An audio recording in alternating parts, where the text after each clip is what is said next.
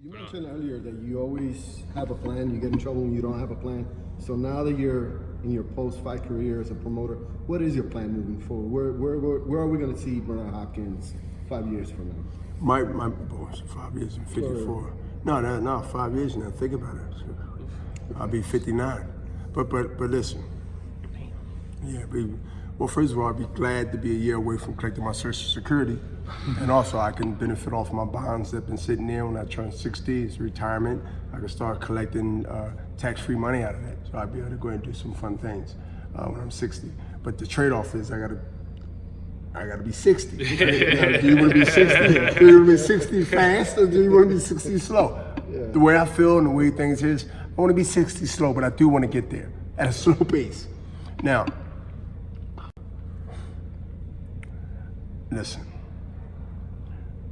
My whole vision now is to outdo what I've done in my boxing career, to keep me motivated and keep me relevant, not just in boxing. And being an inspiration to those, black, white, Hispanic, anywhere they live, no matter what religion, no matter what they represent in their own self, no matter what their lifestyles are. If it's positive and I'm with it and I can agree to disagree and you respect me, I respect you, then cool.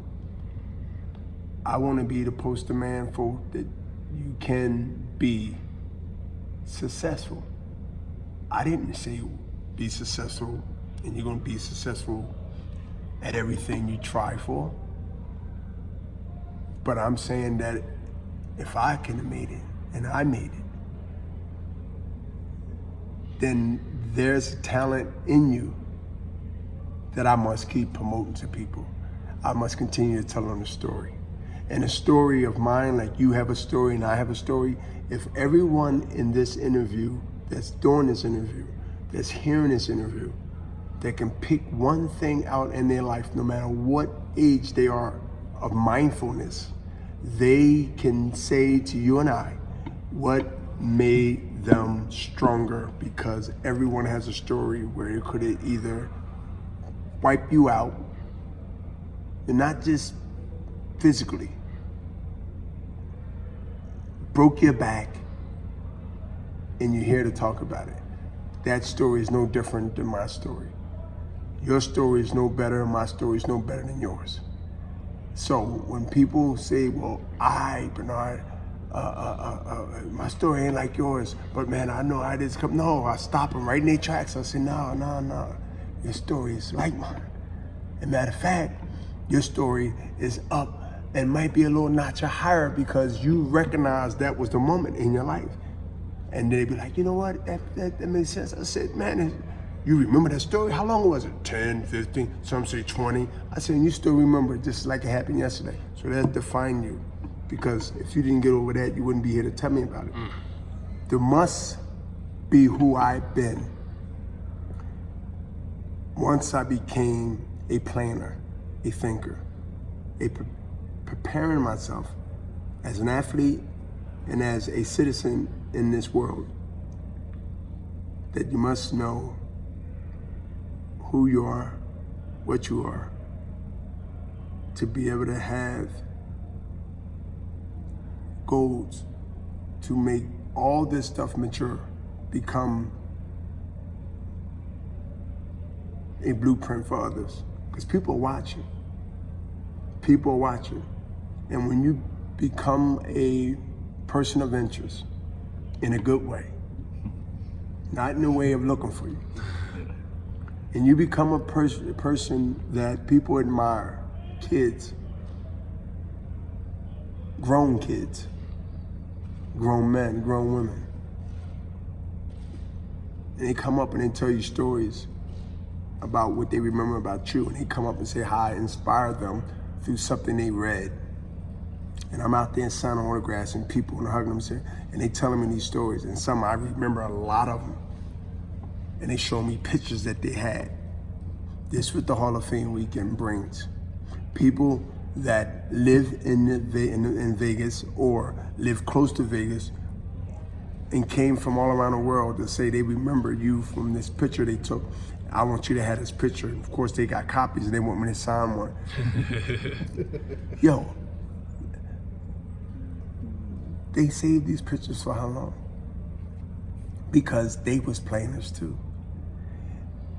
They knew that one day they weren't going to take a chance on not saving it to give it to me and have me sign one or two. This is planning.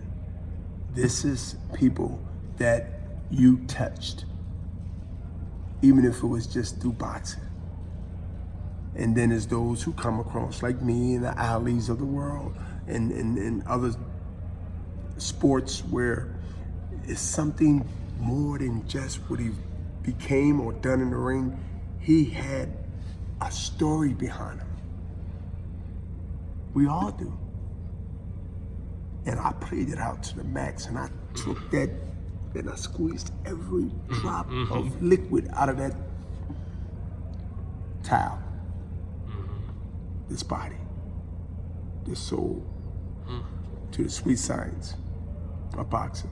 I never never left a stone unturned based on underestimating my opponent and strategizing how to beat him mentally and physically. But I had to beat him mentally.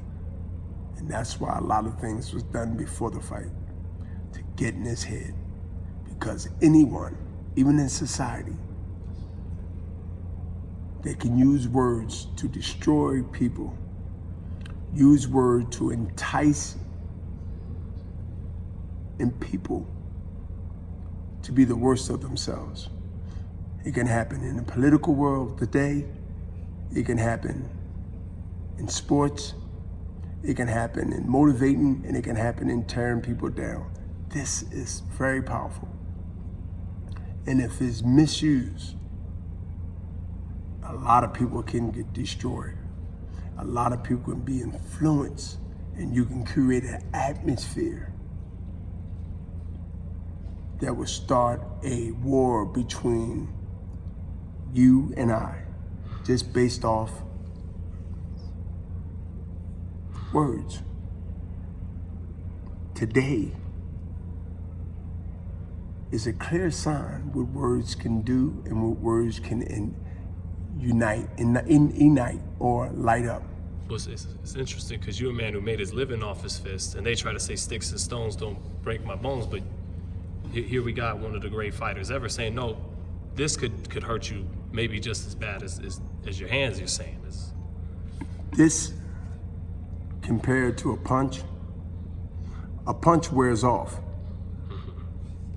Word sticks. You remember a person when they say, I don't like you, and you see that person again.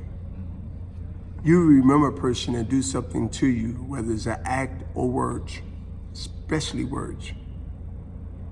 They can never get that back from most people, even if they say they didn't mean it. You heard something that stuck with you. Be conscious of what we say. And if we don't, we can basically verbally destroy the world in the consciousness of it. Especially now that people have so much more reach, you know? I mean, before, we can talk, but now you can talk to the world, basically. Social media. Social media and video and so many different platforms now. Do you see the skills of Mr. Hopkins? Yes, sir. To be able to switch in a conversation and tie it into this conversation, talk slashly politically without mentioning politically or names, because I don't have to. It don't have to be anybody at the highest seat. It could be somebody at the common seat. See, I ain't gonna say the lowest. I went high to anticipate y'all thinking I'm gonna go low. No, the common seat, the common people. The common people is not the people up top. The common people is not even me anymore, because you put me in the 1%er bracket, right? So now, okay, but I do know about the common people. I know about the people that I haven't attached myself from. In some cases, it wasn't positive for me, because you can't help everybody. Even though they might say what they want, but they really don't want what they want. I understand that, because I've grown up and I've come through really both lives. I live in a negative and a positive way of, say, the blue collar, common people.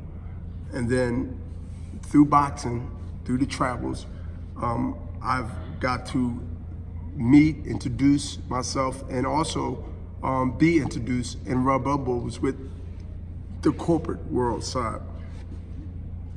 So I'm coming with these degrees, one from they never experienced, they never had to,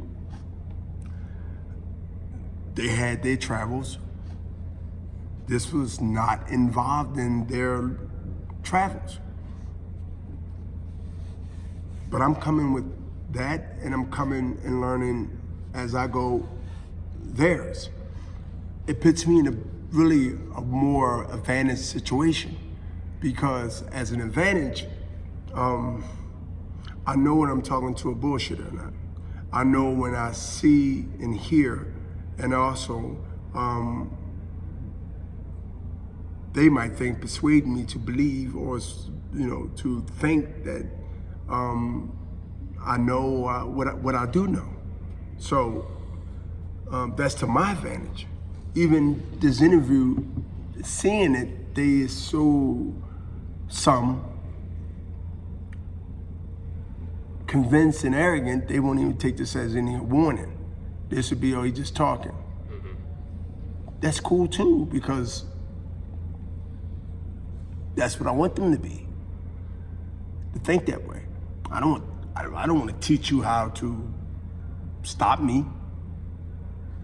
Why would I do that? But this is for those who are going to listen, who are going to understand around the world. Than anybody that would see this interview.